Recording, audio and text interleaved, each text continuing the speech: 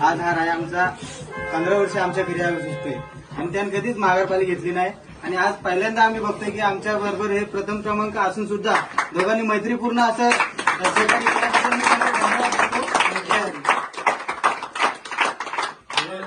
रायाबद्दल जेवढं कौतुक करू ना तेवढं कमीच आहे. आणि रायाची काही पहिली झुंज नाही, रायाचं आम्ही भरपूर झुंज बघितलं.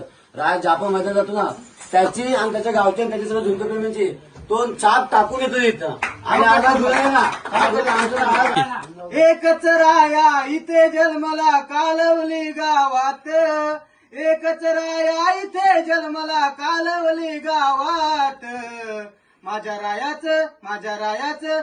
रायाचं नाव गाजतय झोंबीच्या मैदानात.